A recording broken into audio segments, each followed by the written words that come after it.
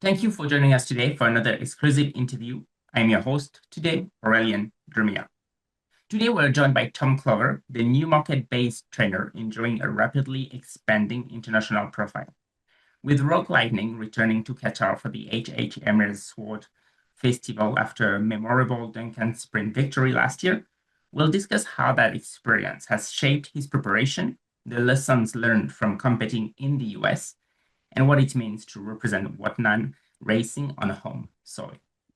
From international travel logistics to Rogue Lightning's development as a top-class sprinter, this conversation offers insights into the ambitions of a trainer confidently making his mark on the global stage.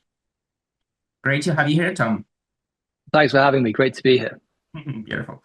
So Rogue Lightning made a memorable debut in Qatar last year, winning the Dukan Sprint from the widest draw. How has his preparation differed this time around, knowing what to expect from racing in Qatar? Sure. So actually, we've kept his preparation as similar as to last year as we can. And so last year he had a gallop at Chelmsford Racecourse Mhm. 2 weeks before the race, and we're penciled in to go there again 2 weeks away from the race, his race in Qatar this year. And I think with sprinters, it's just trying to keep them happy, keep them sweet. He does a bit of his work on his own. And so, yeah, we just tried to mirror what we did last year and hopefully have him there in the same nick as we did last year. Excellent. Sounds great. So, following the Qatar victory, you took Rogue Lightning to America for grade two assignments at Finland and Downs. How has that international experience shaped him as a racehorse, and has it given him an edge for returning to the Middle East? Yeah, interestingly, we feel that this horse loves traveling and he really enjoyed, and whether that's even going over the channel to France, he really loves going to different countries. And a lot of his best career efforts have been on foreign soil. And I don't know why that is. Maybe he just likes getting away from Newmarket. But he has often sort of thrived both in his training and in his racing when he's been abroad. And we went to America, and he was very unlucky not to win a Group Two out there. Just got touched off, but we found it really difficult for him then to back up once he was already out there. To have him ready and then back it up 4 weeks later, we found difficult. So I think I personally try and like to go out to somewhere and fly them out a week before, run their race, and then hopefully you can bring them home. And we found that that's uh, the easiest way for us to try and get the best out of the horse. Okay, fair enough. Versus going from race to race to Yes. different countries. Fair enough. Yeah. Yeah. And this year's Duncan Sprint returns to our high-end race course after a few technical issues forced last year's race to Al Uqda. What are your thoughts on racing at the main track? And do you think Rogue Lightning's running style suits the Al Hayyan layout better or differently than where it was last year? Um, yeah, I'm not too sure. They're both obviously right-handed and similar enough layouts. And so I would hope that it'd be okay. I suppose with all sprint races, you need an element of luck. And certainly he likes passing horses. And so from a wide draw, to a certain extent, your hand is forced where you have to take back and try and go for the gaps. I think he likes a really strong pace to aim at. I think that's really key for him. And if he can try and get a strong pace and get into a nice rhythm and relax, then hopefully he can be seen to best effect and he enjoys passing horses. But he um, he's a very intelligent horse, and so hopefully he can adapt to the different track out there well. If you could describe this horse in three words, what would be those words? Gosh, he is, yeah, he's very intelligent. Intelligent, I would say, handsome and fast. Excellent. Very well. And personally for you, what does it mean to represent Qatar's fastest growing racing operation on home soil for Wathnan? I suppose most of the racing world has been quite taken with how Wathnan's expanded in recent years, and it's probably fair to say that they are one of, if not the most exciting new ownership outfits in the world. And so have a winner for them on their home day was very special for us. Wonderful to be part of um, their team and their journey, and to deal with some excellent people within the Wathnan organisation. And I just felt a little bit of relief to have a nice winner for them on a big day, of course. But it was a huge thrill. Days like that are what we all do it for, and it gave an awful lot of people a lot of pleasure, and it was great to be part of that. Beautiful. It is, at the end of the day, this industry is very team oriented, right? Like there's so many people involved. Exactly. It's a huge, both in the yard here, in the Wathnan organisation, and obviously it got moved last year at late notice, and it was amazing to see how they were able to move a whole meeting in 24 hours to another track half an hour away, and they pulled it off excellently, I thought. And Qatar's a wonderful place to go and visit, and they really look after you.